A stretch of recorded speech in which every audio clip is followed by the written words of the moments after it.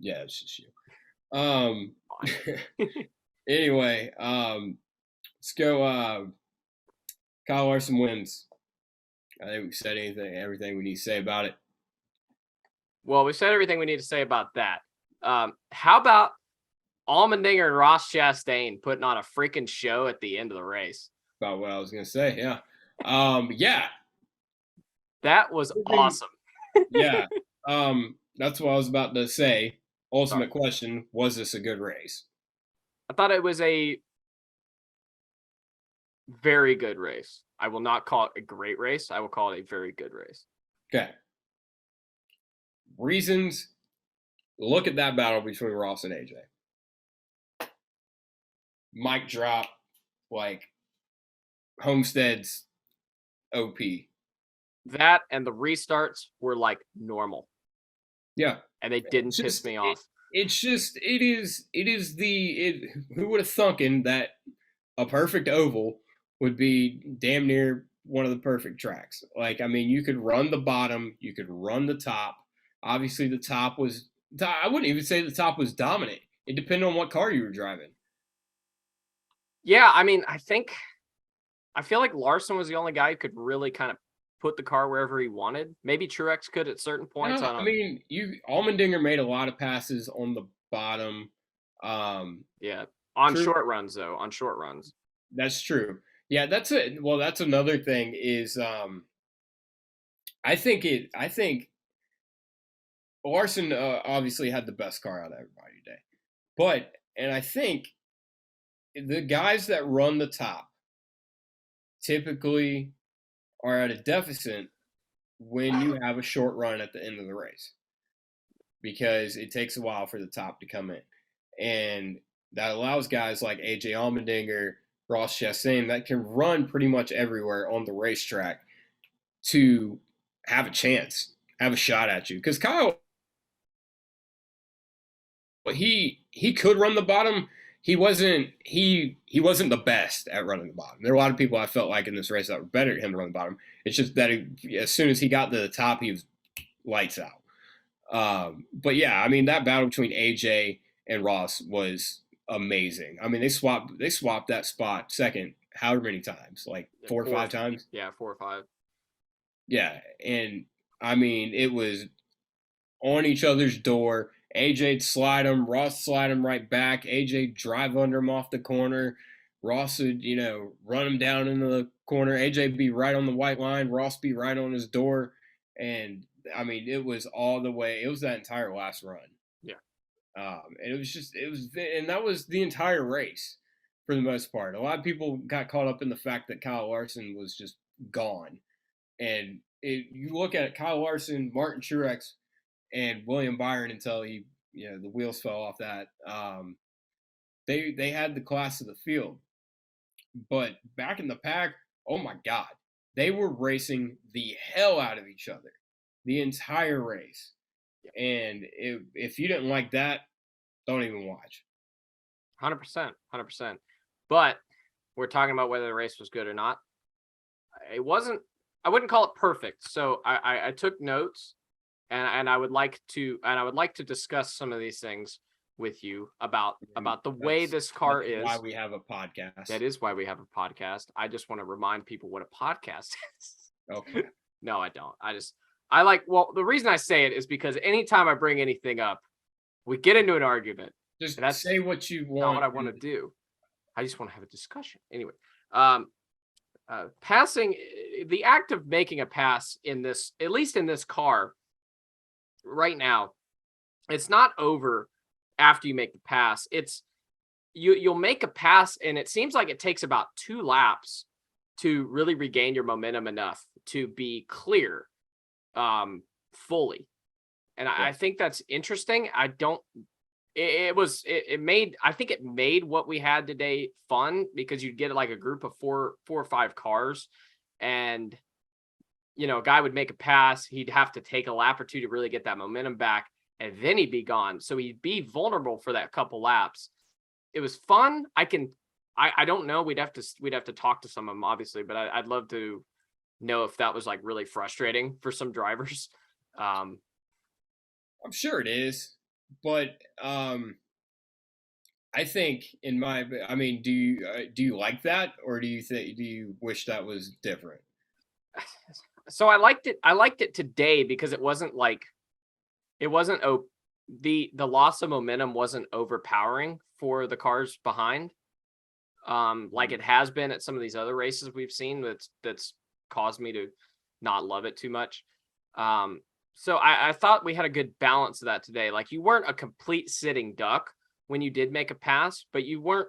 It wasn't like you got out in front and the clean air immediately took you. So Yeah. I don't know if that is more of a the clean air on your nose just takes a lap or something to get going, or it's just you need to get back to your line and back into your rhythm. If it's a I think rhythm thing, that's great, honestly. I think it takes momentum away having to make that pass. Um, I think I like that because it makes the quality of the pass more important. It makes making sure you make a good pass on someone crucial Yeah. because they have that opportunity to get back to you. And in a lot of instances, I mean, if they can get their momentum back, it they you might get away for those couple laps, but they might come back to you. Even so, I like that just because I mean, in the old car and even in the Gen 6, 550, whatever, anything really, in the past 10 years, any car we've had, you pass a guy, you're gone. Like Yeah. they're not getting you past them, and you had the fast, you're going away. Whereas now it's like you're not a doghouse yet. If you pass someone, you have to make sure that when you do pass them, you pass them good enough to Yeah. you know not give them a chance to get back to you. And then you got it. And I think it is part of. I think it's a combination of losing your momentum and then getting back into your rhythm. I think it's so interesting though too because it just seemed like you would imagine if two guys are battling for a spot that they would both lose a lot of momentum, and it wouldn't kind of end up that way where the guy in second in that scenario has more momentum, I guess. Yeah. It's just so interesting how it's the guy out front. Maybe it's the drag in this car, but um, yeah, it's always interesting to me how the guy that gets out in front is like. It seems like he's the only one who ends up having this issue. Um, I think that's interesting. The reason I liked it, I liked it today. It was fun, and I haven't liked it previously with this car is because previously it was more like you were kind of a sitting duck in some of these tracks. You're like a sitting duck when you make a pass, and maybe Yeah. that's yeah. So what I liked about it is the guy who got passed still had a chance, but the guy in front still wasn't. He wasn't like I can give fucked. you the answer to that. What? Um, did you notice the corner speeds, how low they were, and They how were much low. off throttle time there was? Yeah, that's true. That's a lot to do with it because I mean, you when you're damn near full throttle, it makes a whole lot more of a difference when you have to get out of the throttle Yeah. than it does when you're already out of the throttle. For I mean, these guys weren't getting back to the throttle until the 3/4 mark of the turn, Yep. and unless you're Kyle Larson, then you're getting back to the throttle maybe the 2/3 mark Yeah. of a corner when you're running the top. I think that had a lot to do with it, and that was nice to see. I don't understand. I don't understand why Homestead is like this, and tracks like Charlotte and Vegas aren't as much like this. I I think mean, they just Charlotte and Vegas just have a lot more grip, don't they? I guess Vegas is pretty worn out, but yeah, I guess you're right. It's just living proof that more off throttle time and having a tire that falls off is key to having good racing. I mean, tire fall off. I mean, we didn't really get a chance to really see it in action as much. We didn't get to see compare, new tires versus old tires. We kind of got um, caught cautions at the right time, and we didn't have that happen. But I felt like tire fall off was decent.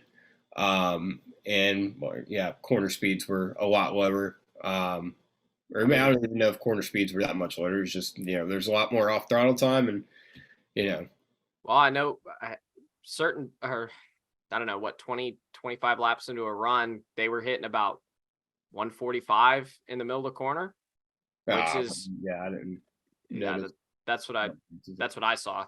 Yeah, So I mean, that's about as low as we've seen it at a mile and a half in a long time, I feel. yeah, So I genuinely, like, at one point during the race, I was like, holy fuck, they look like they're going really slow today.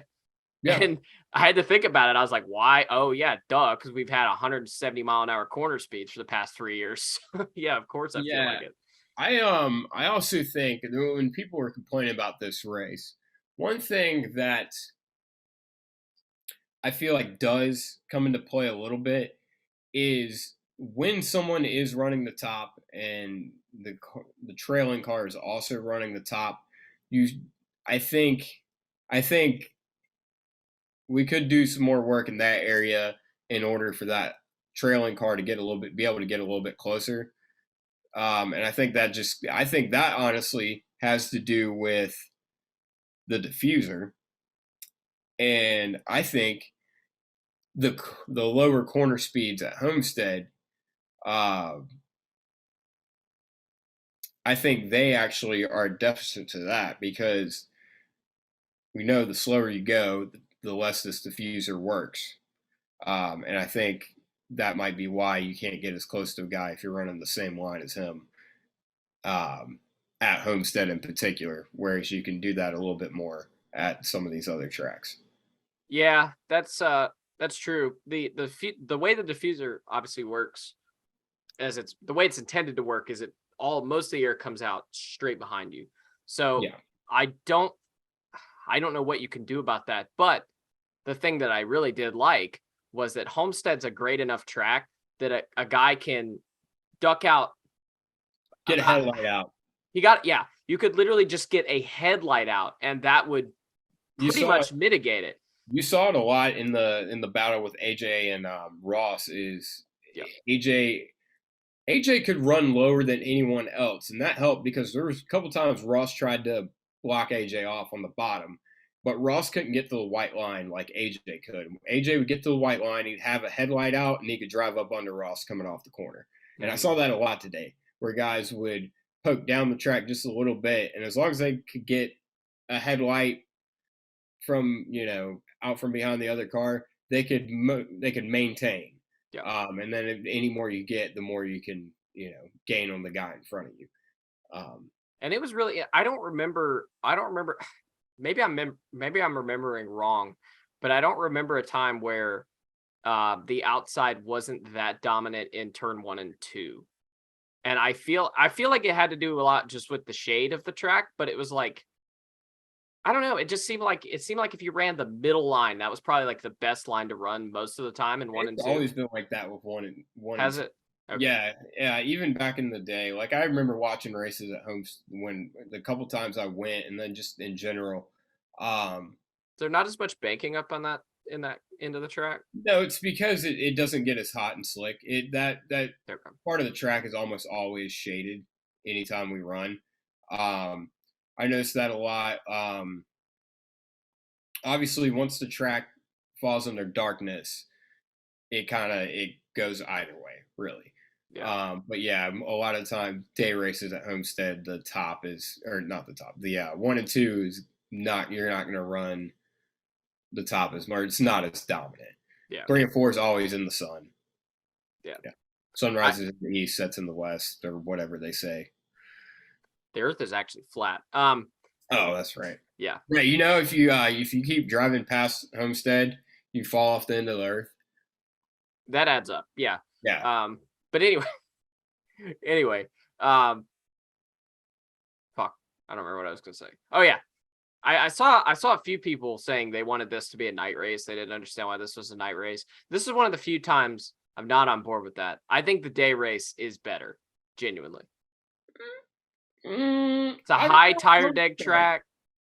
I don't know. I have yet to see proof that a night race is a deficit to this racetrack. I don't think it's significantly worse. I just I don't think it's worse. I don't think it's worse at all. no, I I don't mean, think think it's of I don't all think the it's great, worse, think but of all the great Homestead races. I think back. I watched the 2016 Xfinity race at Homestead like 1,700 times because I beat off to it because Daniel Suarez won. But I mean, that was, I feel like, one of the best examples of just Homestead as a racetrack, like how amazing the racing is there. And a lot of that race would run at night. And I feel like, now granted, that's Xfinity, but I feel like it doesn't matter at Homestead. It's just a good track. I feel like it doesn't, yeah, daytime, yeah, definitely typically does produce better racing. But I feel like at Homestead it can go either way. One thing I did maybe want more is I wish we would have gone from day to night. That way, one, we get the best of both worlds. yeah. Two, also, we do see more comers and goers when that was a thing, like the championship races. That was a lot of the reason Kevin Harvick doesn't have more championships than he does, is because that car, he would always be OP during the day. You notice 2017 led a lot of the day portion of the race. 2018 drove from the back to the front during the day. 2019, he would have won the championship and would have gotten short run at the end. I will die on that hill. But those two races in particular, 17 and 18, come to my mind, where he was so good during the day, but he couldn't hold a candle to him at night. And that was something I talked to his one of his body guys about. After that, he's like, we can't, for whatever reason, we can't compete at night. And that was something that I kind of missed, was the comers and goers, that we'd see, the different players that we'd get day versus night. That's 100% fair. If they want to make this race a transition race, I'm all for Yeah. that. I do feel like, though, we need to kind of wait until we get a better tire from Goodyear, because I feel like this race was really good despite Goodyear. Like, we had tire deg. I feel like it's just more because you're in South Florida and Homestead's a great track. But I could be off base. I'm not sure, but yeah, I just don't have any faith in Goodyear at this point. Yeah. But to answer the question, yes, Homestead was a good race. It's always a good race. Oh, another thing though, we dialed back the mid corner speeds. How many tire issues did we see today? I noticed on the last run of the race, you could see Ross's tire flexing going down the back straightaway, and sure enough, it didn't blow. Yep. It's crazy. It's almost like if you listen to the drivers and the teams, you have the answers to a lot of your problems. I don't know. It's wild. It's crazy. It's a wild concept, I know. But going 175 through the center of the corner is usually not a good idea. Yeah. It's not the greatest idea in the world. I've heard worse ideas, but not much worse ideas.